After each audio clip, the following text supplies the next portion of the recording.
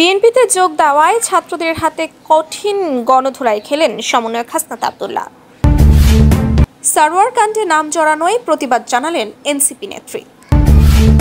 নির্বাচনের তারিখ ঘোষণার জন্য অস্থির হওয়া যাবে না বললেন আমির খসরু। নিজেদের প্রস্তাবের বাইরেও অনেক বিষয়ে একমত হয়েছে বিএনপি বললেন সালাউদ্দিন। এতক্ষণ শুনছিলেন সংবাদ শিরোনাম, এবার বিস্তারিত। দেশের রাজনৈতিক প্রেক্ষাপটে আজ এক অপ্রত্যাশিত ও তীব্র ঘটনাবলীর কেন্দ্রবিন্দুতে ছিল জাতীয় নাগরিক পার্টির মুখ্য সমন্বয়ক হাসনাত আব্দুল্লাহ। সন্ধ্যায় বিএনপিতে যোগ দেওয়ার পরপরই বৈষম্য বিরোধী ছাত্রদের হাতে গণধোলাই খেলেন তিনি। ঘটনাটি ঘটে রাজধানীর কেন্দ্রীয় শহীদ মিনারের সামনে, যেখানে বেশ কিছুদিন ধরে বৈষম্য বিরোধী ছাত্র আন্দোলন চলছে। এই সময়ে বড় ধরনের আলোচনার জন্ম দেয় এনসিপির মুখ্য সমন্বয়ক হাসনাত আব্দুল্লাহর বিএনপিতে যোগ দেওয়ার খবর।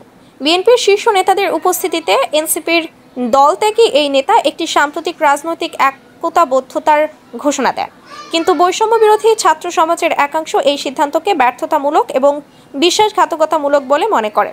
বিকেল থেকে শহীদ মিনারে অবস্থানরত ছাত্ররা এই খবর পেয়ে ক্ষুব্ধ বিক্ষোভে ফেটে পড়ে।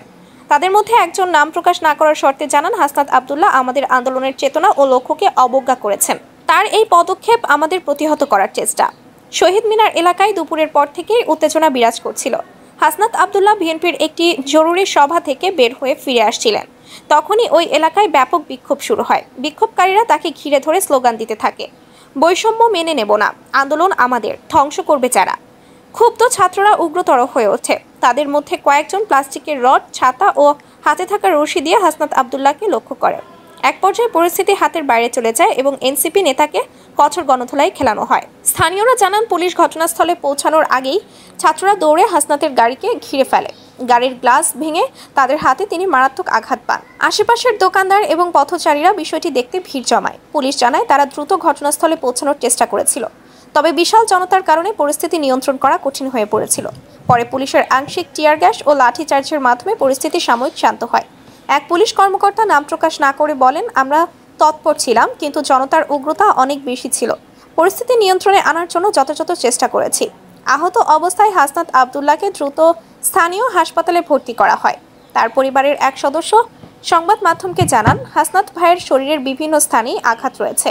তার চোখের নিচে ও হাত পায়ে প্রচুর ছোপ ও ফোস্কা দেখা যাচ্ছে, তবে বর্তমানে তিনি স্থিতিশীল। হাসনাত নিজেও একটি মেসেজে লিখেছেন, আমার বিরুদ্ধে এমন আক্রমণ নিন্দনীয়, কিন্তু আমি আমার রাজনৈতিক পথ থেকে সরে যাব না।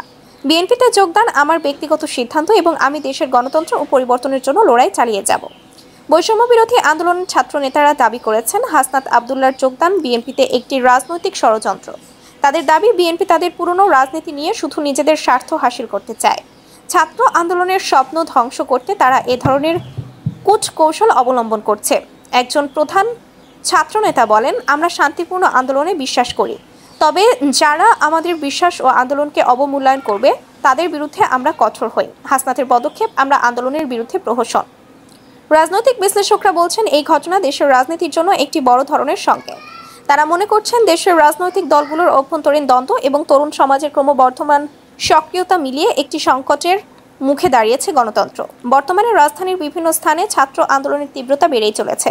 শৃঙ্খলা রক্ষাকারী বাহিনী ও ছাত্রদের মধ্যে উত্তেজনা কিছুটা কমলেও মনের মধ্যে বিরাজ করছে অসন্তোষ ও উদ্বেগ।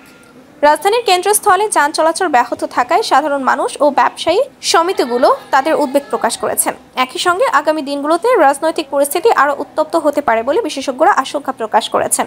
দেশের তরুণ সমাজের আশা ও আকাঙ্ক্ষার সঙ্গে রাজনৈতিক নেতাদের মিল না থাকায় সাম্প্রতিক এই গণধোলাই যেন একটি সতর্কবার্তা। জাতীয় নাগরিক পার্টির এনসিপি যুগ্ম আহ্বায়ক সরওয়ার তুষারের সঙ্গে আলোচিত ফোন আলাপের নাম জড়িয়েছে আরেক যুগ্ম আহ্বায়ক তাসনুভা জাবিনের। ফোন কলের অপর প্রান্তে থাকা নারী তাজনুভা উল্লেখ করে তার নাম ও ছবি সামাজিক যোগাযোগ মাধ্যমে পোস্ট করছেন অনেকে। এ ঘটনার প্রতিবাদ জানিয়েছেন তাজনুভা।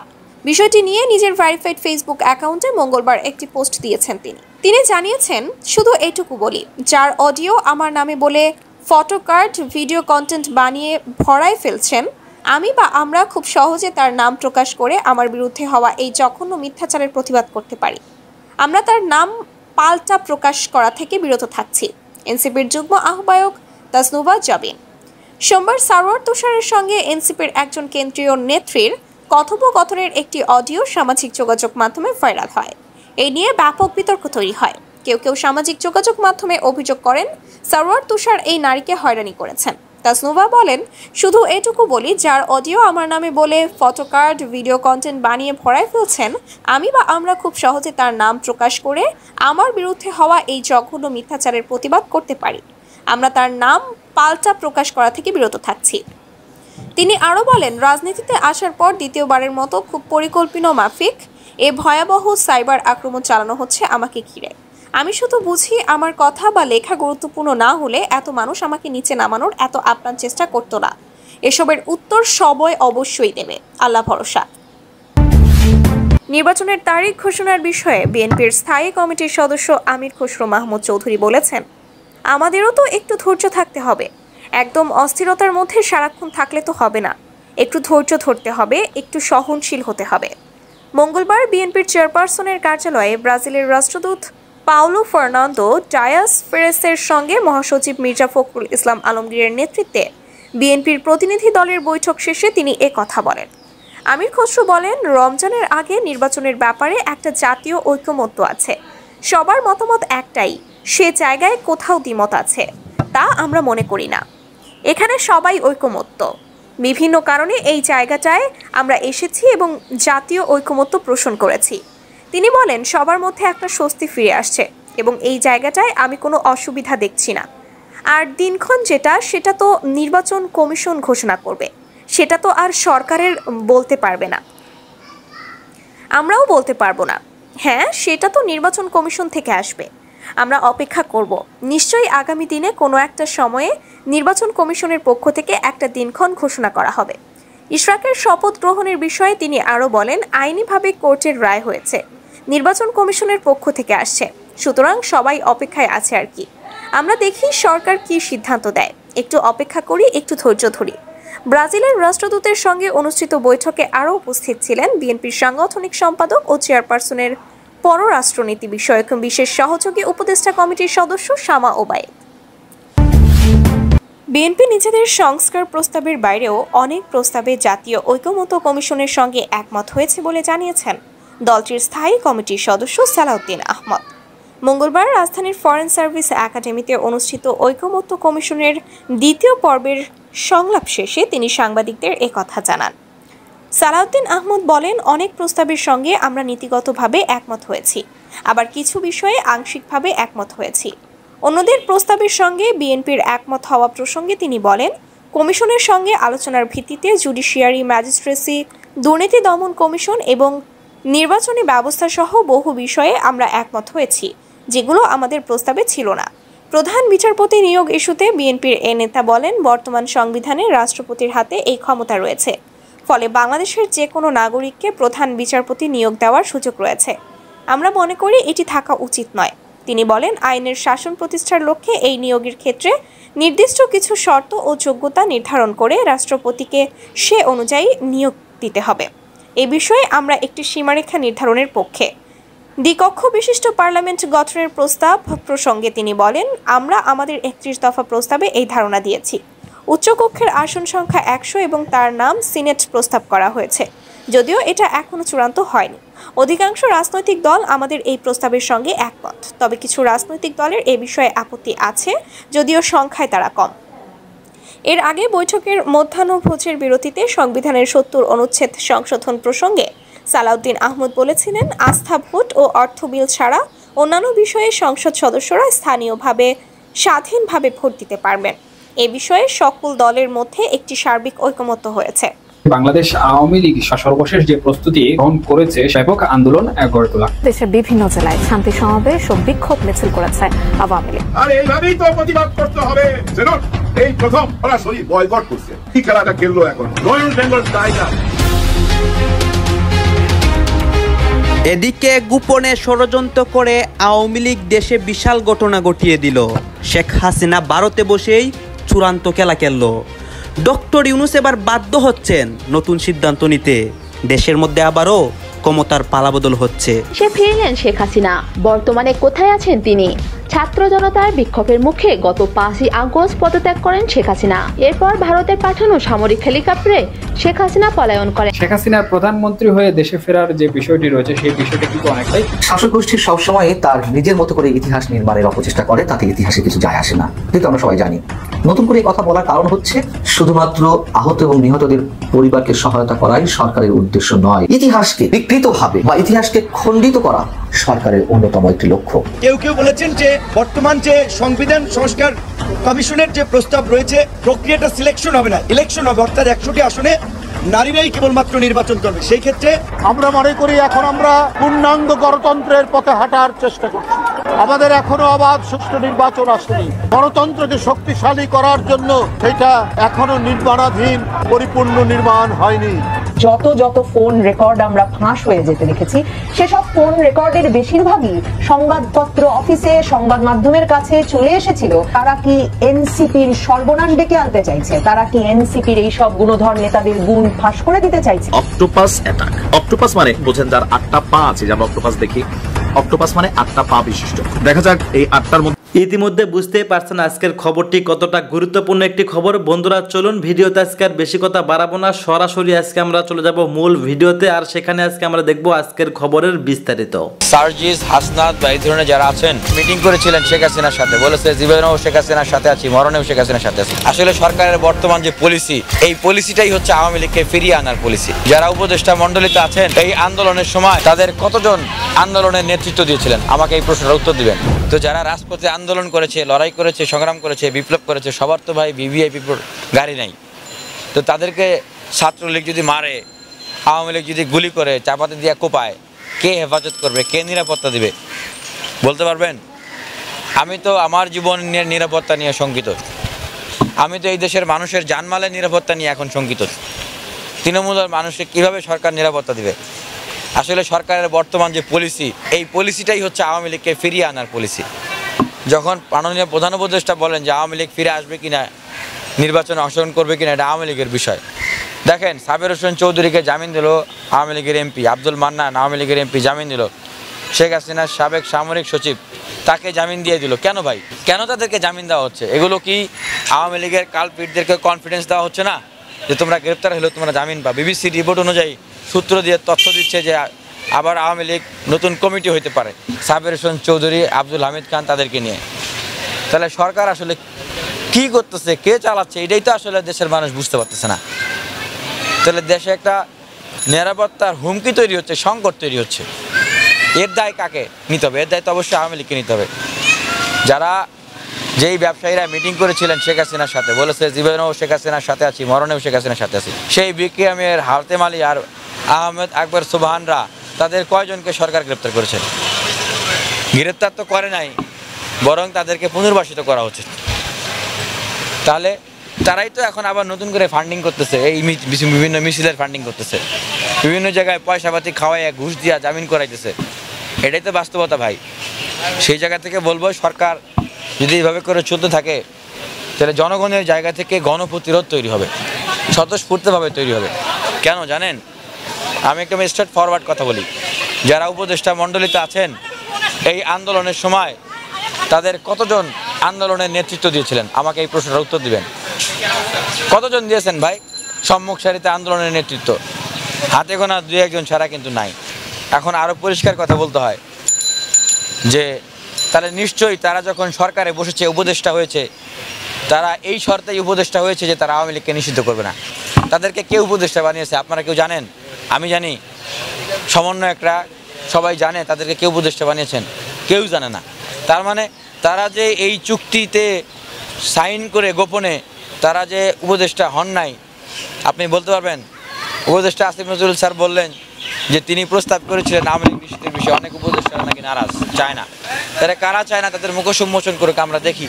ওয়ার্ড পর্যায়ের এক আওয়ামী লীগের নেতা যদি তারা ফোন দিয়ে হুমকি দেয়, সে মুইতা দিবে, তার কাপড় গরম হয়ে যাবে। সেই উপদেষ্টা কিভাবে আওয়ামী লীগকে নিষিদ্ধ করবে? সেই উপদেষ্টার কাছ থেকে আপনি কিভাবে আশা করেন তারা আওয়ামী লীগকে নিষিদ্ধ করতে পারবে? আওয়ামী লীগকে নিষিদ্ধ করতে হলে সেই সমস্ত লোকদেরকেই পলিসি মেকিং এবং পাওয়ার এবং অথরিটিসে যাইতে হবে বা থাকতে হবে, যাদের সেই গার্ডস আছে, যারা বিগত বছরগুলোতে আওয়ামী লীগকে চোখে চোখ রেখে আওয়ামী লীগের বিরুদ্ধে ফাইট করেছে, নিজেদের জীবনের পরোয়া না করে আওয়ামী লীগকে মোকাবেলা করেছে, রাজপথ থেকে এই বিশ্ববিদ্যালয়কে ছাত্রলীগকে তাড়িয়েছে। তারা যদি উপদেষ্টা হইতে পারে তাহলে না আওয়ামী লীগকে তারা নিষিদ্ধ করতে পারবে। ইনারা কিভাবে আওয়ামী লীগকে নিষিদ্ধ করবে? ইনাদেরকে সেই গার্ডস আছে? ইনারা তো গণ অভ্যুত্থানের সময়ও রাজপথে ছিল না। ইনারা আওয়ামী লীগের কি বুঝবে? ইনারা তো ইনাদেরকে ডর দেখাইলেই ডরায় যাবে। ইনারা আওয়ামী লীগের সাথে ডরের চোটে আপোষ করবে। যদি বলে যে এই উপদেষ্টা তুমি যদি কথা না শোনো তোমার ছেলেরে মাইরে ফেলবো, তোমার মেয়েরে মাইরে ফেলবো, তোমার বউরে তুলে নিয়ে যাবো, ওই উপদেষ্টা তো মানে তলফা গরম হয়ে যাবে। এটাই তো বাস্তব। সুতরাং তাদেরকে দিয়ে আওয়ামী লীগ নিষিদ্ধ করা যাবে না। এই উপদেষ্টা পরিষদ সংস্কার করে বিপ্লবীদেরকে নিয়ে উপদেষ্টা পরিষদ গঠন করতে হবে, তাহলে আওয়ামী লীগও নিষিদ্ধ হবে। কারণ সংস্কারের কথা বলে, আরে ভাই আওয়ামী লীগ নিষিদ্ধ না হলে আওয়ামী লীগ যদি আগামী নির্বাচনে অংশগ্রহণ করে আপনি কিসের ঘোড়া টিমের সংস্কার করবেন? আপনার তো মানে মৌলিক দূষণই তো আপনি তো মানে পিউরিফাই করলেন না। হ্যাঁ, দূষণ সাথে নিয়ে, ময়লা গু সাথে নিয়ে, দুর্গন্ধ সাথে নিয়ে, হ্যাঁ আপনি এখানে আবার কিসের সংস্কার করবেন? সংস্কার হবে নাকি?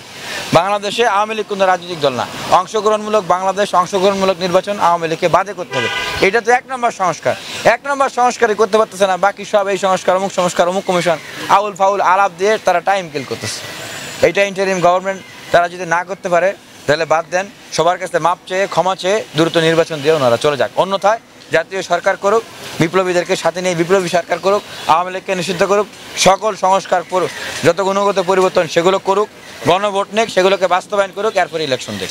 জাতীয় পার্টিকে প্রোটোকল দিচ্ছেন সেনাপ্রধান ওয়াকরুজ্জামান এবং তার লোকজন। জাতীয় পার্টিকে রক্ষা করা, প্রোটেক্ট করা এবং তাদেরকে নির্বাচনের উপযোগী হিসাবে গড়ে তোলা, এটা আওয়ামী লীগের নির্বাচনী প্ল্যান বি, যার অংশ হিসেবে জাতীয় পার্টি অলরেডি মাঠে নেমে গেছে। ভারত, ওয়াকার, এমনকি বিএনপি, আপনি যদি বিএনপির যে ক্রয়কৃত কিছু বুদ্ধিজীবী আছে, ইউটিউবার আছে, যেমন ডাক্তার জাহেদ, মানুষকে বলে যে উগ্রবাদী জাহেদ, মানে ইসলামপন্থী দেখলেই উগ্রবাদী, সব ইসলামপন্থীদের ঢালাওভাবে উগ্রবাদী ট্যাগ দেয়, যেটা হাসিনাও করেনি।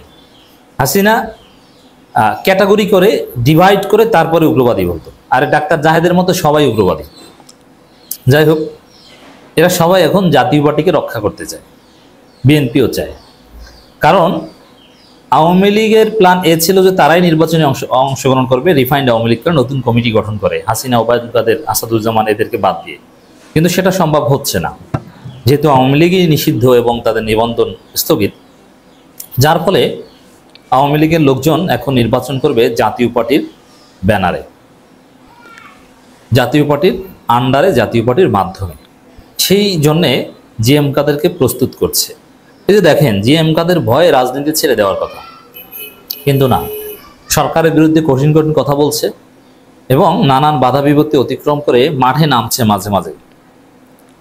মানে জিএম কাদেরের সম্পত্তি জব্দ, দেশ ত্যাগে নিষেধাজ্ঞা, জেলে থাকার কথা, কিন্তু সে জিএম কাদের কথা বলছেন বড় বড়। এই সাহসটা পেল কোথায়? এই সাহসটা পেল ওয়াকারের কাছ থেকে। এমনকি সরকারেরও কেউ কেউ তাকে গ্রিন সিগন্যাল দিয়েছে, তুমি বলো, সমস্যা নেই। অথচ এই জাতীয় পার্টি যা করেছে, যেভাবে নগ্নভাবে ভারতের দালালি করেছে, যেভাবে আওয়ামী লীগকে সার্ভিস দিয়েছে, ডামি নির্বাচনে অংশগ্রহণ করেছে, এই জাতীয় পার্টিকে জয় বাংলা করে দেওয়া কোনো ব্যাপার না। পিনাকি ভট্টাচার্যদের উদ্যোগ নেওয়া দরকার, কিন্তু ধানমন্ডি 32 জয় বাংলা করেছে বিপ্লবী জনতা, আওয়ামী লীগের নানান জায়গায় অফিস জয় বাংলা করেছে।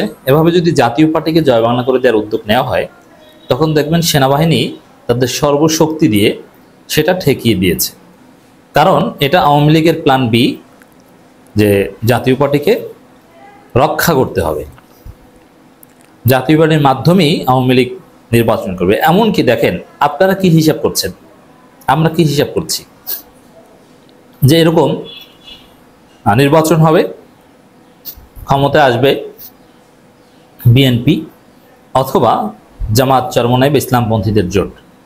তবে অধিকাংশের ধারণা যে বিএনপি ক্ষমতায় আসবে, এমন জামাত ইসলামী বা তাদের নেতৃত্বাধীন জোট বিরোধী দল হবে। এটাই অধিকাংশ মানুষের বিশ্বাস বা বাস্তবতা। এর বিপরীত হওয়ার কোনো প্রশ্নই আসে না। হয় জামাত ক্ষমতায়, নইলে বিএনপি ক্ষমতায়। কিন্তু না, ওয়াকার, বা নানান মহল, এমনকি আওয়ামী লীগের লোকজন, এমনকি বিএনপির লোকজন, তাদের হিসাব কি জানেন? তাদের হিসাব হচ্ছে ক্ষমতায় আসবে বিএনপি, বিরোধী দল হবে আওয়ামী লীগ। আওয়ামী লীগ তো সরাসরি হতে পারবে না, জাতীয় পার্টির ব্যানারে হবে, জামাত হবে থার্ড। নানান মহল জামাতকে সেকেন্ড হতেও দিতে চায় না, থার্ড বানাতে চায়, যে বিরোধী দল হতে। একবার বিরোধী দল হলে সামনের বছর ক্ষমতায় যাওয়াটা মোটামুটি 80% নিশ্চিত হয়ে যায়। এই জন্য জামাতকে বিরোধী দল হওয়া ঠেকাতে সব ধরনের বন্দোবস্ত চলছে। তাহলে কাকে বিরোধী দল বানাবে? হয় এনসিপি কে, নইলে জাতীয় পার্টিকে, এরকম প্ল্যান আছে। জামাত ক্ষমতায় আসার যোগ্য জনগণের ভোটে, কিন্তু ক্ষমতা আসা তো দূরের কথা, তাদের বিরোধী দল হতেও দিবে না, জাতীয় পার্টির মাধ্যমে, এনসিপির মাধ্যমে ঠেকাবে। এখন দেখেন, আওয়ামী লীগ বড় দল, এতে কোনো সন্দেহ নাই। আওয়ামী লীগের অনেক ভোট আছে, এতেও কোনো সন্দেহ নাই। যেমন আওয়ামী লীগ যদি প্রত্যেক বছর একটা গণহত্যা চালায়, তাতে যদি 1 লাখ লোক করে হত্যা করে, তারপরও আওয়ামী লীগকে ভোট দিবে এরকম 10-15% লোক থাকবে। তাহলে আওয়ামী লীগের ভোট কমপক্ষে 15 থেকে 20%। আমি তো দেখি যে বিএনপি আওয়ামী লীগের ভোট এখন প্রায় সমান, বা এমনকি শুধু আওয়ামী লীগ বিএনপি নির্বাচন করলে বিএনপি হেরেও যেতে পারে। আওয়ামী লীগের জনপ্রিয়তা বা আওয়ামী লীগের ভোট এত ঠুনকো নয়। যতই ভোট থাক, কোনো ফ্যাসিস্ট, কোনো সন্ত্রাসী, কোনো মাফিয়াদেরকে আমরা জায়গা দিতে চাই না। রিকনসিলিয়েশন বা ট্রুথ কমিশনের মাধ্যমে আওয়ামী লীগের ভোটারদের কাউন্সিলিং করে ওদের সুস্থ বানাতে হবে। কিন্তু আওয়ামী লীগের ভোট আছে, তো এই জায়গাটা থেকে জাতীয় পার্টির ভোট নেয় 1%, কিন্তু জাতীয় পার্টি একটা রেজিস্টার্ড পলিটিক্যাল পার্টি। এখন আওয়ামী লীগ যদি গ্রিন সিগন্যাল দিয়ে দেয় সবাইকে যে জাতীয় পার্টির প্রার্থী মানেই তাকে নৌকার লোকজন সবাই ভোট দেবা, আর এই যে গৃহপালিত বিরোধী দল বলতাম আমরা, সেই গৃহপালিতর হক বাস্তবায়নের সময় এসেছে এবং জাতীয় পার্টি এটা করবে। দেখেন, গোলাম মোল্লা রনি এক সময় জামাত সাজার চেষ্টা করেছেন, এরপরে তো বিএনপিতে জয়েনই করেছেন। সেই গোলাম মোল্লা রনি এখন পিওর আওয়ামী লাইন বেছে নিয়েছেন। কেন? তিনি জানেন যে আওয়ামী লীগের মাঠ শূন্য। আওয়ামী লীগের যেমন গোলাম মোল্লা রনির ভিউর এখন অভাব নাই, কারণ কি? কমেন্টেরও অভাব নাই। বিএনপি জামাতের লোকজন মুখ ফিরিয়ে নিয়েছে, তারা এখন ওখানে শুনতেও যায় না, কমেন্টও করে না, সব আওয়ামী লীগের ভিউয়ার্স। কারণ আওয়ামী লীগের স্পেস শূন্য, ওটা দখল করেছে। সুন্দরভাবে মিনমিন মিনমিন করে আওয়ামী লীগের পক্ষে এমন সুন্দর সুন্দর কথা বলেন যেটা কেউ বলতে পারে না বাংলাদেশে, একমাত্র গোলাম মোল্লা রনি বলেন। এবং ঠিকই গোলাম মোল্লা রনি স্বতন্ত্র বা যে কোনোভাবে নির্বাচনে দাঁড়িয়ে যাবেন এবং আওয়ামী লীগের লোকজন সবাই গোলাম মোল্লা রনিকে ভোট দেবে। তো আওয়ামী লীগের ভোটের সাথে অতিরিক্ত যদি কোনো মেকানিজম করা যায়, আলাদা কোনো ভোট পাওয়া যায় বা সুইং ভোটারদের একাংশ ক্যাপচার করতে পারে, তাহলে গোলাম মোল্লা রনি এমপি। এটা হচ্ছে হিসাব। তো জাতীয় পার্টি এই হিসাব করে এবং সার্ভিস দিবে অনিবার্যভাবে। জাতীয় পার্টি দেখছে তাদের ভোট নাই 1%ও।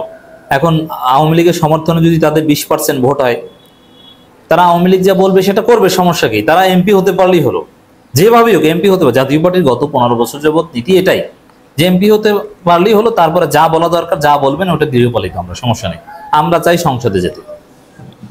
এজন্যে আওয়ামী লীগের প্ল্যান বি এখন জাতীয় পার্টিকে ঘিরে। এটা এনসিপি বুঝে গেছে, যার ফলে জাতীয় পার্টি নিষিদ্ধ চায় তারা, এবং তারা জাতীয় পার্টির ক্ষেত্রে ছাড় দিবে না। জাতীয় পার্টির কপালে দুঃখ আছে, তবে এটা ওয়াকারের কারণে এটা কঠিন, কারণ ওয়াকার সরাসরি প্রোটোকল দিচ্ছে। অন্তর্বর্তী সরকার একতরফা নির্বাচন করতে উঠে পড়ে লেগেছে জিএম কাদের। এখন একতরফা নির্বাচন করতে আওয়ামী লীগকে বাদ দিয়ে নির্বাচন, এটা তো নিশ্চিত, কারণ আওয়ামী লীগ তো নিবন্ধন বাতিল, নিষিদ্ধ। মানে জাতীয় পার্টিকে বাদ যেন না দেওয়া হয়, এই জন্য এই কথা বলছে যে ভাই আওয়ামী লীগকে বাদ দিয়েছেন আমাদেরকে রাখেন। এটা হচ্ছে এখন জিএম কাদের অবজেক্টিভ। আর এটা কেন বলছেন?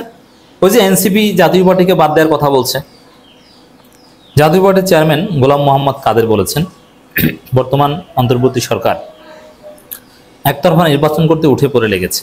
শেখ হাসিনা স্টাইলে একতরফা নির্বাচন, ওই শেখ হাসিনার বিরুদ্ধে সমালোচনা, এটা বাটপারি। এই সরকার পার পাবে না। দেশের 50% মানুষের প্রতিনিধিত্বকারী রাজনৈতিক শক্তিগুলোকে বাইরে রেখে কোনো নির্বাচনেই দেশে বিদেশে গ্রহণযোগ্যতা পাবে না। এটা সংবাদ বিজ্ঞপ্তি দিয়ে এটা জানানো। 50% প্রতিনিধিত্বকারী কারা? জাতীয় পার্টি এবং আওয়ামী লীগ। তো এরকম কিছু গণতান্ত্রিক কথা বলে বা বিদেশিরাও শেষ পর্যন্ত এই জাতীয় পার্টি টাইপের দলকে বাদ দেওয়ার পক্ষে বলবে না, দৃষ্টি আকর্ষণ করছে। এবং জাতীয় পার্টির কিছু লোক কিন্তু ঠিকই টকশোতে যাচ্ছে নিয়মিত। তো এটা স্পষ্ট যে ওয়াকারের প্রোটোকলে জাতীয় পার্টি এখন আগামী নির্বাচনে প্রধান বিরোধী দল হওয়ার স্বপ্ন দেখছে। এটা হচ্ছে এখানে জাতীয় পার্টি হবে, আওয়ামী লীগ মাঠে নেমে গেছে। এই জন্য জাতীয় পার্টির যে কোনো কার্যক্রমে দেখবেন যে আওয়ামী লীগ থাকবে। এখন জনগণকে সিদ্ধান্ত নিতে হবে এই আওয়ামী লীগের এই বেটিমকে কিভাবে তারা ট্রিট করবে, কিভাবে জয় বাংলা করবে। হঠাৎ করে কি পাশার দান উল্টে গেল? হঠাৎ করে বাংলাদেশের রাজনীতির অঙ্গনে অনেক কিছু বদলে গেল। অনেক কিছু বদলে যাওয়ার যে সুর, সেই সুরে আবার এবার দেখলাম যে সরকার এবং জামাত ইসলামের সম্পর্কটা একেবারে উল্টো পিঠে চলে গেল। এতদিন ধরে যে আলোচনা ছিল যে সরকারের সঙ্গে সব থেকে ঘনিষ্ঠ হচ্ছে এনসিপি জন্মের আগ পর্যন্ত শুধুমাত্র জামাত ইসলামই ছিল। এনসিপি জন্মের পরে জামাত ইসলাম এবং এনসিপি এই দুটো দলকে অবলম্বন করেই সরকার সামনে এগোতে চাচ্ছিল, এরকম সমালোচনা আমরা শুনেছি। কখনো সমালোচনা, কখনো আলোচনা এরকম শুনেছি এবং তার কিছু বাস্তবতাও আমরা দেখেছি। নানাভাবে জামাত সরকারের সব কর্মকাণ্ডকে বৈধতা দিয়েছে, প্রশংসা করেছে, পক্ষে বলেছে। হঠাৎ করেই জামাত ইসলাম ইউ টার্ন করলো। আজকে অনুষ্ঠিত যে ঐক্যমত্য কমিশনের বৈঠক, সেই বৈঠক ত্যাগ করেছে তারা, বৈঠকে অংশগ্রহণ করেনি। এক ধরনের প্রতিবাদ হিসেবেই তারা এই বৈঠক ত্যাগ করলো। তার মানে সরকারের সঙ্গে একেবারে নিশ্চিত বিভেদের রেখা তৈরি হলো জামাতের সঙ্গে। কেন এটা হলো, কি হবে আগামীতে, এটাই কি অব্যাহত থাকবে? সরকার এবং জামাত ইসলাম অনেক দূরত্বে অবস্থান করবে। যদি দূরত্বে অবস্থান করে তাহলে সেটা কি জামাতের জন্য খুব ভালো কিছু হবে? বাংলাদেশের রাজনীতির পট পরিবর্তন কি হতে চলেছে? বলছিলাম জামাতের সঙ্গে সরকারের যে সম্পর্ক, সেই সম্পর্কে ভাটা পড়লো কিনা, সেই সম্পর্ক নষ্ট হয়ে গেল কিনা, আজকে সেরকম কাণ্ডই আমরা দেখেছি। আজকে লন্ডনে বৈঠকে ক্ষুব্ধ হয়েছে তারা, এমনটা জানা গেছে। অর্থাৎ তারেক রহমানের সঙ্গে বিএনপির তারেক রহমানের সঙ্গে প্রধান উপদেষ্টার যে বৈঠক এবং সেই বৈঠকে নির্বাচনের দিনক্ষণ এগিয়ে আনা, সেই ঘটনায় প্রচণ্ড ক্ষুব্ধ হয়েছে জামাত ইসলাম। এমন কথা, এমন ঘটনা আমরা আজকে দেখতে পাচ্ছি। আজকে তারা ঐক্যমত্য কমিশনের বৈঠক পরিত্যাগ করেছে, সেই বৈঠকে অংশগ্রহণ করেনি এবং জামাতের পক্ষ থেকে বলা হচ্ছে যে লন্ডন বৈঠকের মাধ্যমে সরকার এক পেশে হয়ে গেছে, এক পক্ষে চলে গেছে, সরকার আর নিরপেক্ষ নেই, সরকারের নিরপেক্ষতা নষ্ট হয়েছে। তার প্রতিবাদেই তারা অনেক সর্বদলীয় যে ঐক্যমতের কমিশন মানে বৈঠক, সেই বৈঠকে 30টি দলকে আমন্ত্রণ জানালেও অন্যান্য দল অংশগ্রহণ করলেও জামাত ইসলাম অংশগ্রহণ করেনি। কি বলছে তারা? সংবিধান সংস্কারে রাজধানীর বেইলি রোডের ফরেন সার্ভিস একাডেমিতে ঈদের ছুটির পর দ্বিতীয় ধাপের সংলাপ শুরু হলে 3 দিনব্যাপী সংলাপে 30টি রাজনৈতিক দল জোটকে আমন্ত্রণ জানালে হলেও জামাত অংশগ্রহণ করেনি। দলটির সহকারী সেক্রেটারি জেনারেল জানিয়েছেন, এতদিন সংলাপে প্রতিনিধিত্ব করা হামিদুর রহমান আজাদ সহকারী সেক্রেটারি জেনারেল, তিনি জানিয়েছেন একটি দলের সঙ্গে বৈঠক করে নির্বাচনের সময়সীমা ঠিক করায় সরকারের অবস্থান নিয়ে প্রশ্ন তৈরি হয়েছে বলে মনে করে জামাত। এর প্রতিবাদে জামাত সংলাপে যায়নি। সরকার অবস্থান পরিষ্কার করবে বলে জামাত আশা করে। অর্থাৎ আজকে যে জামাত যায়নি, সরকার নিশ্চয়ই প্রশ্ন করবে যে জামাত কেন আসেনি, তারপরে তারা জামাতকে প্রশ্ন করবে যে তারা কেন যায়নি, জামাত তাদের অবস্থান পরিষ্কার করবে। জামাত অবস্থান পরিষ্কার করার পরে সরকার যদি তার অবস্থান পরিষ্কার করে যে তারা বিএনপির দিকে ঝুঁকে পড়েনি, তারা যদি প্রমাণ করতে পারে যে তারা নিরপেক্ষ, তাহলে জামাত পরবর্তী 2 দিনের যে মিটিং, সেই মিটিংয়ে যাওয়ার ব্যাপারে ভাববে। এদিকে প্রধান উপদেষ্টার প্রেস সেক্রেটারি শফিকুল আলম তিনি বলেছেন যে সরকার নিরপেক্ষ আছে, সরকার বিএনপির দিকে ঝুঁকে পড়েনি এবং আশা করছি জামাত পরবর্তী 2 দিনের মিটিংয়ে অংশগ্রহণ করবে। এই যখন অবস্থা, খুব অল্পতেই বিএনপির সঙ্গে একটা বৈঠকের ফলেই জামাত যখন এরকম অভিমান করছে, গোস্বা করছে, অভিমানই বলা যায়, কারণ সরকারের সঙ্গে জামাতের যে সম্পর্ক আমরা দেখেছি, সেই সম্পর্কের প্রেক্ষাপটে এটাকে রাগ কিংবা অন্য কিছু বলা উচিত হবে না, অভিমানই বলা যাবে যে এত ভালো এত ভালো সম্পর্ক রেখে তুমি বিএনপির সঙ্গে ঘনিষ্ঠতা করছো, তাহলে আমাদের এই সম্পর্কের কি হবে? এরকম অভিমান থেকেই হয়তো তারা যায়নি। কিন্তু জামাত যদি সরকারের সঙ্গে সম্পর্ক নষ্ট করে, সম্পর্ক বিচ্ছিন্ন করে, তাহলে কি জামাতের কোনো উপকার হবে নাকি জামাতের আখেরে লসই হবে? সম্প্রতি আমরা দেখেছি যে তারা কোর্টের আদেশে নিবন্ধন ফিরে পেয়েছে। তার আগে পর্যন্ত সরকারের সঙ্গে তাদের সম্পর্ক খুবই ভালো ছিল এবং সরকারের প্রতিটি কর্মকাণ্ডে তারা সমর্থন দিয়ে আসছিল। তো ধারণা করা হচ্ছিল যে যেহেতু কোর্টের আদেশটা ঝুলে আছে, সেহেতু সরকারের বিপক্ষে জামাত এই মুহূর্তে কোনো ধরনের কোনো কথা বলতে চাইছে না। সরকারের সঙ্গে সুসম্পর্ক না থাকলে সেটা আদালতে প্রভাব পড়তে পারে, সেরকম কারণেই তারা সুসম্পর্ক বজায় রেখেছে। কিন্তু এখনও কিন্তু আরও অনেক স্টেপ বাকি। তারা এখন পর্যন্ত তাদের যে প্রতীক দাঁড়িপাল্লা ফিরে পাবে কিনা সেটা নির্ভর করছে নির্বাচন কমিশনের উপরে। সুতরাং সরকারের আস্থার বাইরে যদি তারা চলে যায় তাহলে তাদের দাঁড়িপাল্লা প্রতীক ফিরে পাওয়াটা কঠিন কাজ হবে বলেই মনে করেন বিশ্লেষকরা। সেই কারণে জামাত সাময়িক অভিমান করলেও সরকারের সঙ্গে দূরত্ব তৈরি করবে না, এমনই বিশ্লেষকদের। সরকার যখন বিএনপির দিকে ঝুঁকে পড়ছে এমন আলোচনা হচ্ছে, তখন এই আলোচনাও হচ্ছে যে সরকার দেশের বাইরের চাপে পড়েছে। নির্বাচন নিয়ে যে গড়িমসি করছিল সরকার, সেই গড়িমসির ফলে সরকার এক ধরনের চাপে পড়েছে, বাইরের চাপ। সেই চাপে পড়েই বিএনপির সঙ্গে এক ধরনের সমঝোতা করতে বাধ্য হয়েছে যে নির্বাচনটা তারা এগিয়ে নিয়ে আসবে। এটা একটা বড় কারণ। সরকারের আরও অনেক চাপ রয়েছে। বিএনপির সঙ্গে সমঝোতা, নির্বাচন এগিয়ে নিয়ে আসা, এটা যেমন একটা চাপ, আর একটা বড় চাপ রয়েছে, সেটা হচ্ছে যে সরকার যে নির্বাহী আদেশে আওয়ামী লীগের কার্যক্রম স্থগিত করেছে, বিচার না হওয়া পর্যন্ত কার্যক্রম শুরু করেছে, কার্যক্রম বন্ধ করেছে, সেখানে স্পষ্টভাবে আলোচনা হচ্ছে সেটা হচ্ছে যে আওয়ামী লীগের বিচারই শুরু হয়নি, বিচারের প্রক্রিয়ায় শুরু হয়নি। যে বিচার শুরুই হয়নি, যে বিচারের প্রক্রিয়া শুরুই হয়নি, সেই বিচার শেষ না হওয়া পর্যন্ত দলের কার্যক্রম সরকার স্থগিত করতে পারে না, এই আলোচনা চলছে। কারণ কবে বিচার শুরু হবে, কবে বিচার কার্যক্রম চলবে, কতদিন চলবে, কবে শেষ হবে, সেই শেষ হওয়া পর্যন্ত একটি দলের উপরে নির্বাহী আদেশে এভাবে কার্যক্রম করতে পারে না। যেটার আমরা সর্বশেষ গতকালকে জাতিসংঘের উদ্বেগও দেখেছি। জাতিসংঘ সম্ভবত ইউটার্ন করছে এবং সেটাকে নিয়েই আলোচনা তৈরি হচ্ছে যে হঠাৎ করে জাতিসংঘ ইউটার্ন করে আওয়ামী লীগের পক্ষে অবস্থান করছে কিনা। জাতিসংঘ স্পষ্ট বার্তা দিয়েছে যে আইন সংশোধন করে কোনো দলের স্বাধীনতা নষ্ট করা এটা কোনোভাবেই উচিত না, এই ব্যাপারে আমরা উদ্বিগ্ন। এরকম পরিস্থিতি, এরকম জটিল পরিস্থিতিতে সরকার যখন পড়েছে, তখন সরকারের কাছে থাকা জামাত ইসলাম কিংবা এনসিপি যদি গোস্বা করে, বিএনপির সঙ্গে বৈঠকের পরেই তাদের গোস্বা আমরা দেখছি, তখন সরকারের জন্য সরকারের এক ধরনের পরিস্থিতি তৈরি হবে যে সব কুলি তারা হারিয়ে ফেললো। সব বন্ধুই যদি হারিয়ে ফেলে, তাহলে সরকারের আগামীর পথ পাড়ি দেওয়াটা খুব কঠিন হবে। সেই ক্ষেত্রে যে কোনো মূল্যে জামাতের সঙ্গে একটা সমঝোতায় হয়তো সরকার যাবে, সেটাই আপাত দৃষ্টিতে মনে হতে পারে। কিন্তু বিএনপির সঙ্গে সখ্যতা যদি প্রমাণিত হয় সরকারের, এবং বিএনপি যদি শেষ পর্যন্ত বলে যে অংশগ্রহণমূলক নির্বাচন হতে হবে, অন্তর্ভুক্তিমূলক নির্বাচন হতে হবে, বললেও আশ্চর্য হওয়ার কিছু থাকবে না। কারণ বিএনপিকেও আগামীতে রাষ্ট্র পরিচালনা করতে হবে, ক্ষমতায় আসলেই হবে না, রাষ্ট্র পরিচালনা করতে হবে। এবং রাষ্ট্র পরিচালনা করতে গেলে আন্তর্জাতিক একটা ব্যাপার রয়েছে, আন্তর্জাতিক সমর্থনের ব্যাপার রয়েছে। আর আন্তর্জাতিক সমর্থন যারা দেবে, তারা যদি এই মুহূর্তে বিএনপির কানে কানে বলে যে তুমি সবাইকে নিয়ে নির্বাচনের তত্ত্বের কথা বলো সরকারকে, তাহলে বিএনপি সেই পথেই হাঁটবে।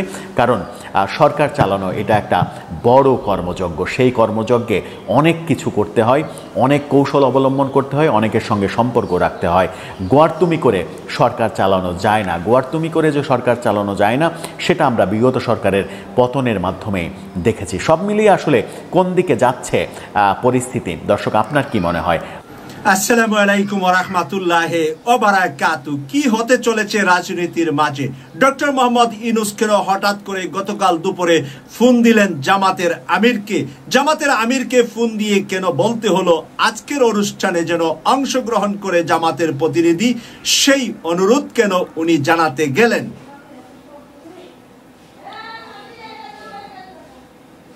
প্রিয় দর্শক, আমরা জানতে পেরেছি আজকে ডক্টর সৈয়দ আব্দুল্লাহ মোহাম্মদ তাহেরের ব্রিফিং এর মাঝে যে উনি বলেছেন যে গতকাল জামাতের আমিরকে টেলিফোন করেছেন ডক্টর মোহাম্মদ ইউনূস স্যার।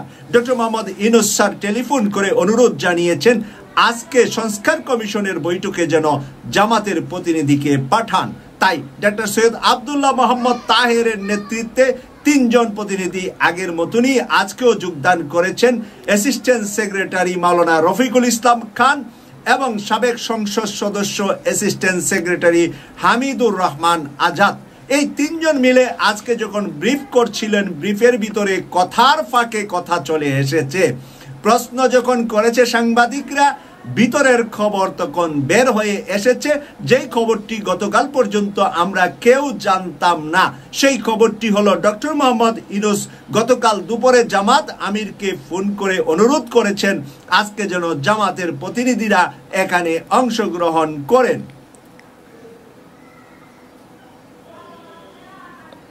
তাহলে কি রাজনীতির মাঠে জামাত একটি ফ্যাক্টর হতে চলেছে? আগামী সংসদে কি জামাত আসলে হাড্ডাহাড্ডি লড়াই করবে? আগামী সংসদ কি বিএনপির জন্য বড় কঠিন চ্যালেঞ্জ হবে জামাত নামক দলটি? আপনারা কি মনে করছেন? কমেন্টস করে মতামত লিখবেন। প্রিয় দর্শক, আমরা আজকে যা আন্দাজ করতে পারছি সেই আন্দাজে দেখতে পাচ্ছি যে গত শুক্রবার বিএনপির ভারপ্রাপ্ত চেয়ারম্যান জনাব তারেক রহমান সাহেবের বৈঠকের পরে বিএনপির ভিতরে যেরকম একটা উল্লাসতা চলছিল, আনন্দ চলছিল বা মিষ্টি বিতরণ চলছিল, ভিতরে ভিতরে ডক্টর মোহাম্মদ ইউনূসের কাছ থেকে তারা পজিটিভ আনসার পেয়েছেন অথবা পজিটিভ কোনো নিউজ পেয়েছেন, তারেক রহমানকে দিয়েছেন। আগামী প্রধানমন্ত্রী হতে তারেক রহমানের আপত্তি নাই, এরকম একটা বিষয় চলে এসেছিল বিএনপির ভাই বোনদের ফেসবুক সহ ইউটিউব সহ বিভিন্ন জায়গায় আলোচনার মাঝে। এবং বাংলাদেশের মিডিয়াগুলোও আমরা জানি যে তারা অনেকটাই এরকম কাজ করতে পছন্দ করেন, তেল মারা পছন্দ করেন বাংলাদেশের অনেক সাংবাদিকরা। এমনভাবে তেলের সাথে ঘি সহ মারা শুরু করেছিলেন বিএনপির পক্ষে, মনে হচ্ছিল যে বিএনপিকে সরাসরি ডক্টর মোহাম্মদ ইউনূস রাষ্ট্রীয় ক্ষমতায় এনে বসিয়ে দিচ্ছে।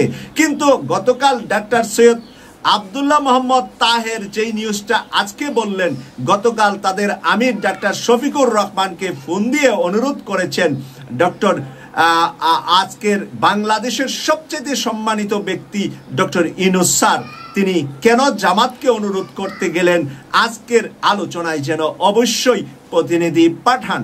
প্রিয় দর্শক, সেখানে উনি কথা দিয়েছেন জামাতের আমির আজকে তার প্রতিনিধি পাঠাবেন এবং প্রতিনিধি পাঠিয়েছেন। সাংবাদিকরা ঘিরে ধরেছেন প্রতিনিধি দলকে, গতকাল কেন অংশগ্রহণ করলো না, আজকেই বা কি কারণে অংশগ্রহণ করলেন, তখন তারা বিস্তারিত তুলে ধরলেন সাংবাদিকদের সামনে। প্রিয় দর্শক, আমরা এরকম একটা কম্পিটিশনই চাচ্ছি যে বাংলাদেশের সকল ইসলামপন্থী দলগুলা এবং আধুনিক মনা অনেকগুলা দল আছে যারা নাকি জামাতের সাথে যৌথভাবে নির্বাচন করে পার্লামেন্টে একটি শক্তিশালী দল হিসাবে জামাত যেন ভূমিকা রাখে। এখন এটা কি সরকার হয়ে ভূমিকা রাখবে নাকি বিরোধী দলের প্রধান হয়ে রাখবে, সেটা জনগণ সিদ্ধান্ত নিবে আগামী নির্বাচনে। তাই আগামী নির্বাচন 8 থেকে 10 মাস সময় হাতে আছে জনগণের কাছে। এই 8 থেকে 10 মাস সময়ের ভিতরে জনগণ সিদ্ধান্ত নিবে কোন দলের কোন আচরণ, জনগণকে কোন দল সবচাইতে বেশি নিরাপদে রাখতে পারবে। এর মধ্যে সবচাইতে বড় কঠিন চ্যালেঞ্জ হবে ভারতের বিরুদ্ধে কে কতটুকু সক্রিয় ভূমিকা পালন করছে, ভারতের নতজানু হয়ে কারা নির্বাচনে যাচ্ছে, কারা ভারতকে প্রাধান্য দিয়ে নির্বাচনের আগে কথা বলছে। এটাই জনগণের মধ্যে সবচেয়ে বেশি দাগ কাটবে বলে শহীদ পরিবার, আহত পরিবারগুলা সেই জিনিসটাকে সামনে রাখবে বলেই আমরা বিশ্লেষকরা মনে করছি। আমার কথা নয়, প্রত্যেকটা বিশ্লেষকের মূল কথার ভিতরে সেটাই পাবেন। আর কিছু মাথা বিক্রি করা বিশ্লেষক তো বাংলাদেশে আছি, যারা অন্য দেশে বা কোনো দলের কাছে বা কোনো ব্যক্তির কাছে মাথা আগেই বিক্রি করে রেখেছেন। তারা তো সেই জায়গায় কথা বলবেন যেখান থেকে তারা রসমলাই খেয়েছেন। সংস্কার কমিশনে বেশ কিছু গুরুত্বপূর্ণ সিদ্ধান্ত আসছে, যেগুলার ম্যাক্সিমামই দেখলাম যে জামাত এখানে সমর্থন জানাচ্ছেন, যে ভারসাম্য থাকবে প্রধানমন্ত্রী এবং প্রেসিডেন্টের মাঝে, যাতে করে হাসিনার মতন একদলীয় শাসন ব্যবস্থা কোনো প্রধানমন্ত্রী বাংলাদেশের মানুষের উপর কায়েম করতে না পারে। সেদিকেই সংস্কার কমিশনের সিদ্ধান্তটি হতে যাচ্ছে।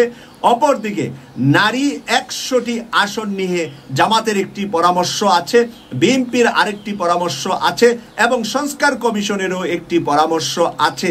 এই তিনটি পরামর্শ মিলে 100 আসন হবে, কিন্তু কোন পদ্ধতিতে, কোন নিয়মে, আগের মতো জগা খিচুড়ি নিয়মে যেই দল বেশি আসন পেল তার পছন্দের গ্রামের কাজের বুয়া পর্যন্ত সংসদে বাংলা পড়তে পারে না এমন নারীরাও সংসদ সদস্য বানিয়েছেন শেখ হাসিনা।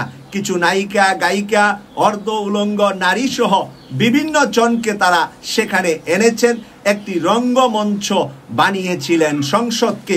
সেদিক থেকে সিদ্ধান্ত নেওয়ার জন্য জামাত কঠোর ভূমিকা রাখছে বলে আমরা আজকে সৈয়দ আব্দুল্লাহ মোহাম্মদ তাহেরের সাংবাদিকদের সামনে বক্তব্য থেকে পেয়েছি। প্রিয় দর্শক, সংসদের ডেপুটি স্পিকার থাকবে বিরোধী দলের এবং বিভিন্ন সংসদীয় আসনের চেয়ারম্যান থাকবেন বিরোধী দলের। এই বিষয়গুলা নিয়ে কথা হচ্ছে। বিএনপি গতকাল 4টি বিরোধী দল পাবে বলে সালাউদ্দিন আহমেদ সাহেব ঘোষণা দিয়েছে। আজকে ডাক্তার সৈয়দ আব্দুল্লাহ মোহাম্মদ তাহের এইটার পূর্ণতা উনি একেবারে সিদ্ধান্তটা জানাননি আমাদেরকে, যাতে করে হয়তোবা এই সংখ্যাটা বাড়তে পারে।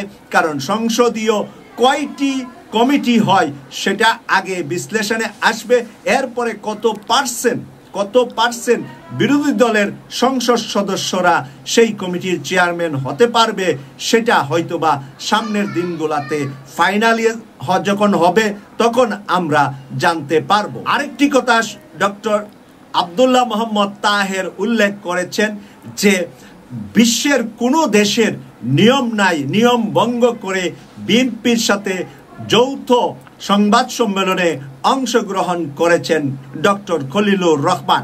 ডক্টর খলিলুর রহমান সরকারের লোক আর বিএনপির সিনিয়র নেতা আমির খসরু মাহমুদ চৌধুরীর সাথে লন্ডনে যে সাংবাদিক সম্মেলন করেছেন সেটা নিয়মের বাইরে গিয়ে করেছেন, সেখানেই নাকি জামাত খেপেছেন। এই কথা এই আজকে সৈয়দ আব্দুল্লাহ মোহাম্মদ তাহের এভাবে বললেন যে এটা যদি নিয়ম হয়ে যা এখন থেকে, তাহলে যতগুলা বিরোধী দল আছে প্রায় 100টা বিরোধী দল, মানে 100টা রাজনৈতিক দল বাংলাদেশে আছে। তাই 100টা রাজনৈতিক দলের সাথে বসলে বারবারই সরকারের প্রতিনিধি সহ যৌথ সাংবাদিক সম্মেলনে আসতে হবে, এটা নিয়মে চলে আসে। তাই সেই কারণে সেই জায়গা থেকে সরকারের ভুলটা তারা ধরিয়ে দিয়েছেন এবং ডাক্তার শফিকুর রহমান, ডক্টর মোহাম্মদ ইউনূসকে সেই ভুলটাই ধরিয়ে দিয়েছেন। অপরদিকে জামাত থেকে বলা হচ্ছে ডক্টর খলিলুর রহমানের উপর তারা নজরদারি করছে। ডক্টর খলিলুর রহমানের কার্যক্রম নিয়ে জামাত চিন্তা ভাবনা করছে। প্রিয় দর্শক, ডক্টর খলিলুর রহমানের উপরে আমি আশা করি যে জামাত নিয়ন্ত্রণ করার জন্য যে চেষ্টা করছে এটাতে আমি স্বাগত জানাই। কিন্তু ডক্টর খলিলুর রহমান একজন বিচক্ষণ মানুষ, যার পদত্যাগ চেয়েছিলেন বিএনপি, যার পদত্যাগ চেয়েছিলেন ভারত। আর সেই বিএনপির সিনিয়র নেতার সাথে উনি সাংবাদিক সম্মেলন করে বুঝিয়ে দিলেন উনার পাওয়ারটা কত বেশি। তাই উনার পাওয়ারটা আসলে টেকনিক্যালি রাজনৈতিক ব্যক্তিদেরকে, মানে ডক্টর ইউনূসের প্রতিনিধি কিন্তু বুঝিয়ে দিয়েছেন যে উনার প্রয়োজনীয়তা বিএনপিতেও আছে। তাই বিএনপি যে বিরোধিতা করেছিল আগে 3 জনকে নিয়ে, 2 জন ছাত্র প্রতিনিধি এবং ডক্টর খলিলুর রহমানকে নিয়ে, সেই জিনিসটা থেকে বিএনপি এখন পিছিয়ে আসছে। জামাত এখন খলিলুর রহমানকে মানে পর্যবেক্ষণ করবে বলে বলছেন। আমি আশা করছি যে ডক্টর খলিলুর রহমান উনি সসম্মানে উনার পদে সর্বশেষ দিন পর্যন্ত দায়িত্ব পালন করবেন। কেটিভি 24-কে ভালোবেসে আমাদের পরিবারের সবাইকে অংশগ্রহণ করার জন্য অনুরোধ জানিয়ে আসসালামু আলাইকুম রহমতুল্লাহি ওয়া বারাকাতুহু। সম্মানিত দর্শক, ডক্টর মোহাম্মদ ইউনূসের বিস্ময়কর উত্থান এবং বিস্ময়কর সৌভাগ্য এবং ঈর্ষণীয় প্রাপ্তি, এটি কেবল বাংলাদেশ নয়, সারা দুনিয়াতে তার জমানার যে সকল সফলতম মানুষ রয়েছেন তাদের মধ্যে তিনি অন্যতম।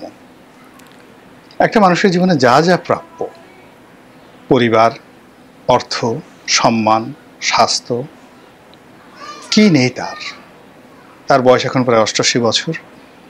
এ বয়সে তিনি একেবারে 40 বছরের তাগড়া যুবকের মতো পৃথিবী ঘুরে বেড়াচ্ছেন।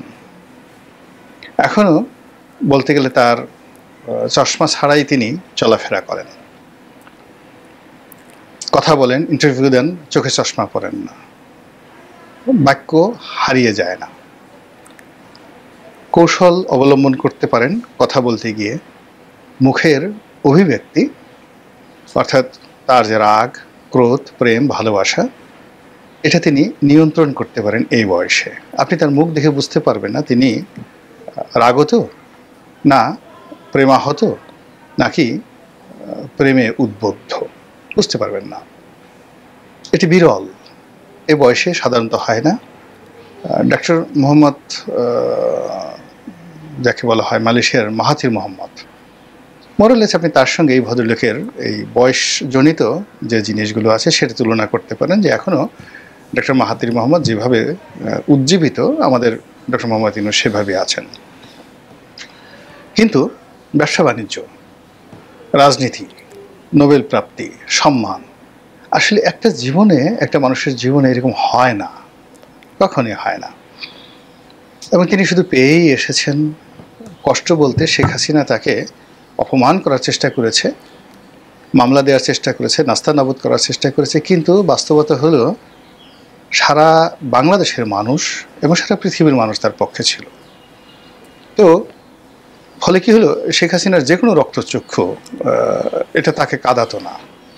তিনি বুঝতে পারতেন যে তিনি যে রাস্তায় হাসছেন বা তিনি কোর্ট কাছারিতে দৌড়াচ্ছেন, বিদেশে যাচ্ছেন, লক্ষ কোটি মানুষের আশীর্বাদ, দোয়া তার সঙ্গে রয়েছে। এবং শেখ হাসিনার পুরো জমানাতে তিনি যেভাবে এয়ারপোর্টে যেতেন আসতেন, তাকে কখনো এয়ারপোর্টে ঠেকিয়ে দেওয়া, 2 ঘন্টা বসিয়ে রাখা, এটা শেখ হাসিনা রেজিম কল্পনাও করতে পারত না। এই ছিল তার সম্মান এবং মর্যাদার লেভেল। সেই মানুষটি আল্লাহর অশেষ রহমত, বরকত অথবা অন্য যে কোনো কারণে হোক, তিনি বাংলাদেশের সর্বোচ্চ রাষ্ট্র ক্ষমতায় অধিষ্ঠিত। এখন এই অবস্থাতে মান সম্মান নিয়ে তার পরিসমাপ্তিটা, জীবনের যে পরিসমাপ্তিটা, সেটা কিভাবে হবে? তিনি ক্ষমতা থেকে চলে যাবেন, যেটাকে শান্তিপূর্ণ ক্ষমতা হস্তান্তর বলা হয়, সেটা তিনি স্বেচ্ছায় ছেড়ে দিবেন, আমি আর পারছি না, পদত্যাগ করবেন। তিনি প্রকৃতির নিয়মে মরে যাবেন অথবা মারা যাবেন। তারপর আর কি হতে পারে? মানে আলটিমেটলি জীবনের এই পর্যায়ে এসে তার সব কিছুর তো একটা সমাপ্তি হবে, তাকে কবরে যেতেই হবে, কোনো মানুষই অমর নয়। কিন্তু যে সমস্যাটা হলো যে তার শেষটা কেমন হবে? আমরা সবসময় বলি শেষ ভালো যার, সব ভালো তার। এবং জীবনের সব অর্জন, তার জীবনের সব অর্জন, সকল সুনাম, সকল সুখ্যাতি, ধন সম্পদ, মান মর্যাদা, এটা নির্ভর করবে তার, যাকে বলা হয় এই অন্তর্ধানের মাধ্যমে, তার প্রস্থানের মাধ্যমে, তার মৃত্যুর মাধ্যমে, তার কর্মজীবনের পরিসমাপ্তির মাধ্যমে। এবং সেটি যদি ভালো হয়, তিনি সত্যিকার অর্থে একজন ভালো মানুষ। আর শেষটা যদি ভালো না হয়, তার সারাটা জীবনের অর্জন একেবারে শূন্য হয়ে যাবে। যেমন ধরুন শেখ হাসিনার কথা। এখন শেখ হাসিনা শক্ত হাতে 15 বছর চালিয়েছেন, তার আগে 5 বছর, 20 বছর প্রধানমন্ত্রী, এরপরে দুইবার সংসদে বিরোধী দলীয় নেত্রী। সে 1981 সন থেকে এখন পর্যন্ত আওয়ামী লীগের মতো একটা বড় দলের সভানেত্রী। কার্যত অর্থবিত্ত ক্ষমতার যে প্রাপ্তি, শেখ হাসিনার এর সঙ্গে আপনি পৃথিবীর কারো তুলনা করতে পারবেন না। কিন্তু একই সঙ্গে যদি তার পালিয়ে যাওয়া, তার পরাজয়, এখন তার চোখের সামনে তার প্রিয়জনরা যেভাবে লাঞ্ছিত হচ্ছেন, অপমানিত হচ্ছেন, পালিয়ে রয়েছেন, আহাজারি করছেন, এটা সহ্য করা সম্ভব নয়। প্রতিটা মুহূর্তে তাকে বেদনাহত করছে এবং করবে। এটা জীবনের একটা বিরাট পরাজয়। এবং এই পর্যায়ে এখান থেকে ঘুরে দাঁড়ানো ঘটেনি, মানবজাতির ইতিহাসে কখনো ঘটেনি। শেখ হাসিনার বয়সে প্রায় ৮০ বছর। ফলে বড় একটা বটবৃক্ষ যদি উপড়ে যায়, পড়ে যায়, ওটা আর পুনরায় বপন করা যায় না। ফলে কি হলো, শেখ হাসিনার যত অর্জন, যত সুনাম, দেখুন তার সেই যে পতনের মধ্য দিয়ে সেটা তার শেষ হয়ে গেল। একইভাবে আরও অনেক ইতিহাসে বিখ্যাত বিখ্যাত ঘটনা রয়েছে। ফলে ডক্টর মোহাম্মদ ইউনূসের এতকালের যে অর্জন, তার ৮৮ বছরের জীবনের যে অর্জন, সে অর্জনটা এখন নির্ভর করছে তার পরিসমাপ্তিটা কীভাবে হবে, পতন দিয়ে নাকি শান্তিপূর্ণভাবে আরও কোনো সফলতা দিয়ে তার জীবনের পরিসমাপ্তি হবে। গত 10 মাসে তার জীবনে যা কিছু ঘটেছে, এটা যদি তার অতীতের সফলতা ধরেন, আমার এখনও মনে আছে তিনি যেদিন নোবেল পুরস্কার পেলেন সেদিন সারা বাংলাদেশ নেচেছিল, পশ্চিমবঙ্গ নেচেছিল, এশিয়া নেচেছিল, তার সঙ্গে সঙ্গে ওনার যারা বিশ্ব নন্দিত বন্ধুবান্ধব আছে তারাও নেচেছিল।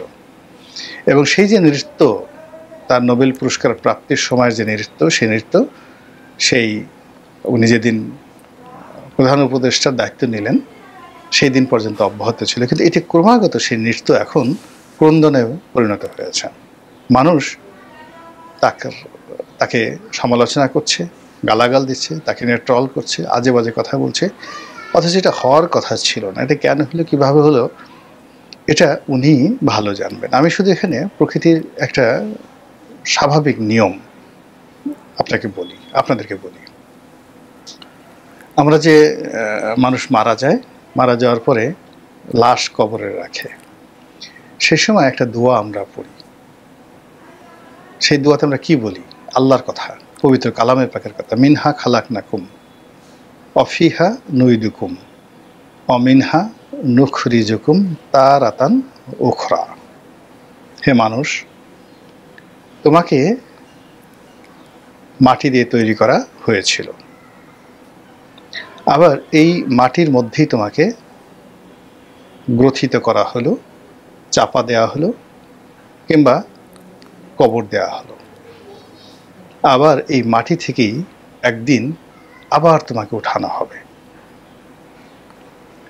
তো এই যে মৃত্যুর সময় যে একটা অমীয় বাণী পবিত্র কালামের, এর সঙ্গে আমরা দুনিয়াতে আরেকটি কথা, তোমারে বুদ্ধিবে যে গোকুলে বাড়ি শেষে, এটাও যেভাবে প্রিয়। আর যার যেখান থেকে উত্থান হয় ওখানেই তার পতন হয়। অর্থাৎ যে মানুষটি যে কর্ম করে তার উত্থান হয়েছে, সেই কর্মের মাধ্যমে তার পতন হবে। অতীতে আপনি দেখেন বঙ্গবন্ধু, রাজনীতি দিয়ে তার উত্থান, সেই রাজনীতির কারণেই তার পতন হয়েছে। জিয়াউর রহমানের কথা চিন্তা করেন, যে সামরিক বাহিনীর সাহায্য নিয়ে, সমর্থন নিয়ে তার উত্থান, সেই সামরিক বাহিনীর হাতে তার মৃত্যু হয়েছে। আমাদের দেশের 111 বলেন, এরশাদের পতন বলেন, মানে যাদের সাহায্য নিয়ে, সহযোগিতা নিয়ে, বা যাদেরকে নিয়ে তাদের স্বপ্ন বাসর ছিল, সেই স্বপ্নই তাদের জন্য দুঃস্বপ্ন বয়ে এনেছে। তো সেই ক্ষেত্রে ডক্টর মোহাম্মদ ইউনূসের যে উত্থান, কোত্থেকে উত্থান হয়েছে? তার উত্থান হয়েছে পশ্চিমাদের আশীর্বাদের মাধ্যমে। তার উত্থান হয়েছে কথা বলার যোগ্যতার কারণে। গ্লোবালি তিনি কথা বলেছেন ইংরেজিতে, এবং সারা দুনিয়ার যাকে বলা হয় ব্র্যান্ডিং করেছেন নিজের সমস্ত কিছুকে। তার 3-0 থিওরি, তার গরিবের ব্যাংকিং, তার গ্রামীণ ব্যাংক, তার গ্রামীণ ফোন, তার কর্পোরেট লাইফ, তিনি যেখানে হাত দিয়েছেন তার অনবদ্য উপস্থাপনা, তার নির্মল হাসি, তার ফ্রেন্ডলি বন্ধুসুলভ ব্যবহার, এর ফলে তিনি বিশ্ব জয় করেছেন। এখন এই জায়গাতে এসে এই গত 10 মাসে দেখা গেছে যে তার সেই গুণাবলীগুলোই তার জন্য বুমেরাং হয়ে পড়েছে। তিনি যে বিশ্বাস এবং আস্থা নিয়ে কাতারে গেছিলেন, কাতারে আমির তার সঙ্গে দেখা করেননি।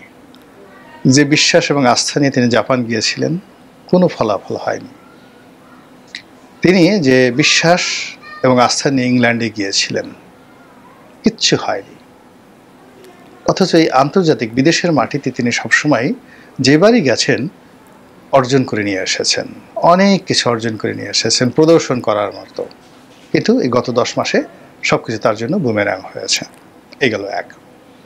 2 নম্বর হলো পশ্চিমাদের যে আকণ্ঠ সমর্থন, সহযোগিতা, তাদের যে অ্যাডভার্টাইজমেন্ট, এইগুলোর কারণে ডক্টর মোহাম্মদ ইউনূস মানুষ থেকে মহামানবে পরিণত হয়েছে এবং তিনি আজীবন মানুষকে স্বপ্ন দেখিয়েছেন।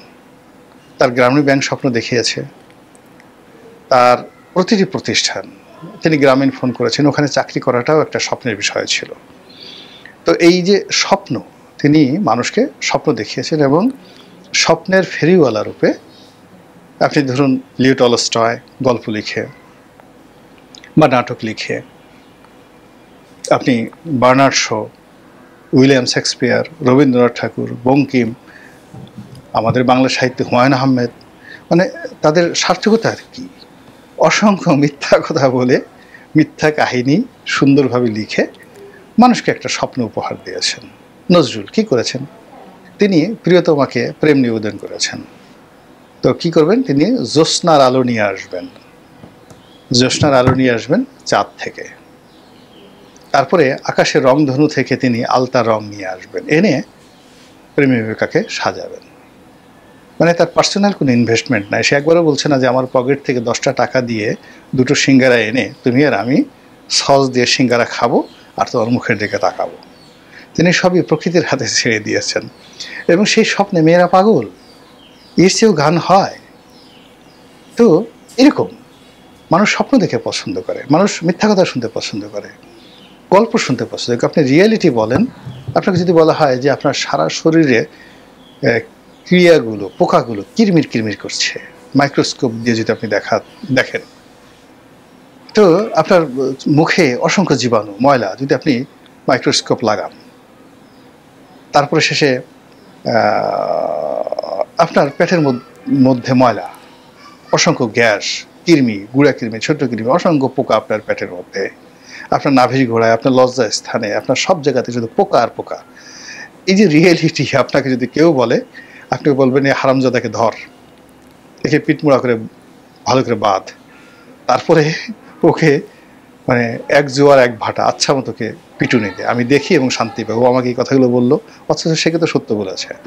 কিন্তু একটা লোক যদি আপনাকে মিথ্যা কথা বলে, জনাব আপনি হলেন এ যুগের প্রমিথিউস, দেবতা প্রমিথিউস, আপনার মুখমণ্ডলে চন্দ্রের আভা, আপনার যে চরিত্র ফেরেশতাদের মতো পবিত্র, ফেরেশতাদের কিন্তু কোনো ক্যারেক্টারই নেই, চরিত্রই নেই, কিন্তু আপনাকে বলা হলো আপনার চরিত্র ফেরেশতাদের মতো পবিত্র, আপনি এত সুন্দর, আপনাকে দেখলে পাপ ক্ষয় হয়। পুরোটাই মিথ্যা কথা, তেল ভরলেও যা হবে, কিন্তু এগুলো শুনলে আপনার মন ভালো হয়ে যাবে। আপনি তাড়াতাড়ি বলবেন এই একে ধরে নিয়ে আয়, ছানা খাওয়া, মাখন খাওয়া, পোলাও খাওয়া, কোরমা খাওয়া। তো এইরকম কথার ফেরিওয়ালা, স্বপ্নের ফেরিওয়ালা যারা, তারা সবসময় মানুষ দ্বারা নন্দিত হন, মানুষ তাদেরকে ভালোবাসে। কিন্তু এই মানুষগুলো যখন রিয়েলিটিতে চলে আসেন, তখন তার সেই স্বপ্নের ফেরি করা এবং রিয়েলিটির মধ্যে বিশাল যে সমস্যা, এটা ডক্টর মোহাম্মদ ইউনূসের এই জীবনে আমরা হাড়ে হাড়ে টের পাচ্ছি। ফলে তিনি গত কয় মাসে রাষ্ট্র ক্ষমতায় বসে যে সকল স্বপ্ন দেখানোর চেষ্টা করেছেন, কথা বলেছেন, সবগুলোই তার জন্য বুমেরাং হয়ে গেছে এবং তার পতনের কারণ হয়ে গেছে। 3 নম্বর হলো কি, তিনি তার যে ক্ষমতায় আসার মৌলভিত্তি, এই মৌলভিত্তিকে তিনি অ্যাসার্টেন করতে পারেননি এখন পর্যন্ত।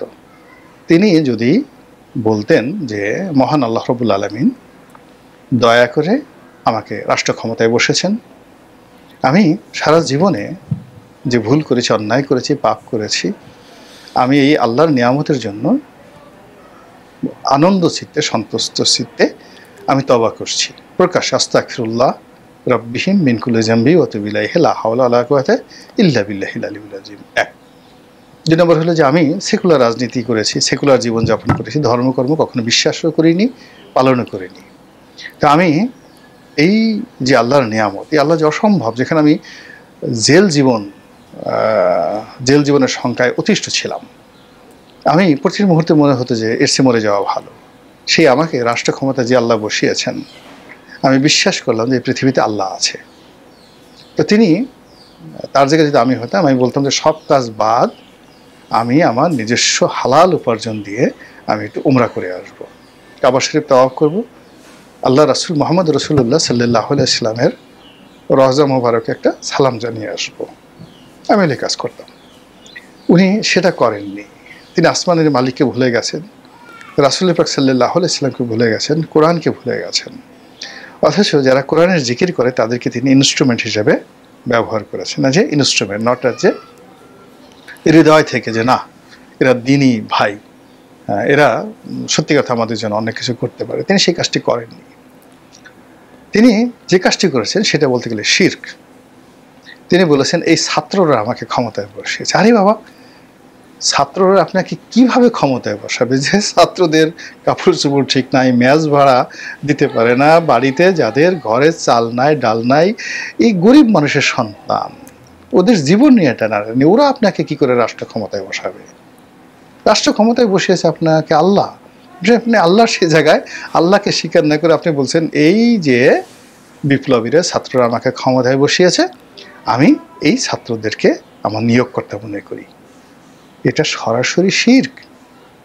এই কথা কেউ বলে না, বলা উচিত নয়। আপনার কথা হবে আলহামদুলিল্লাহ, আল্লাহ সকল প্রশংসার মালিক, আর তিনি সাহায্যকারী শক্তিরূপে আল্লাহ এই ছেলে মেয়েদেরকে যেটাকে বলা হয় সুলতানা নাসিরা, সাহায্যকারী শক্তিরূপে এদেরকে পাঠিয়েছেন। এরা আল্লাহর হুকুমে যে কাজগুলো করেছে, এদের এই সাহস আসার কথা না, এরা আল্লাহর হুকুমে সাহস পেয়েছেন। আর এরা দুনিয়ার এত মানুষ রেখে আমাকে পছন্দ করেছে। আল্লাহর দরবারে শুকরিয়া, এবং আমি এদের প্রতি কৃতজ্ঞ। I am grateful. এবং তাদের এই অবদানের জন্য আমার পক্ষ থেকে তাদেরকে যতটুকু প্রতিদান দেওয়া সম্ভব আই উইল ডু।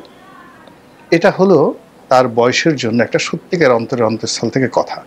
কিন্তু সেটা না করে তিনি বললেন কি এরা আমাদের নিয়োগকর্তা। ফলে কি হলো দেখুন, তার এই যে শুরুটা, ছাত্ররা তাকে নিয়োগ দিয়েছে, এই ছাত্ররা এখন তার বিরুদ্ধে চলে গেছে বিরাট অংশ।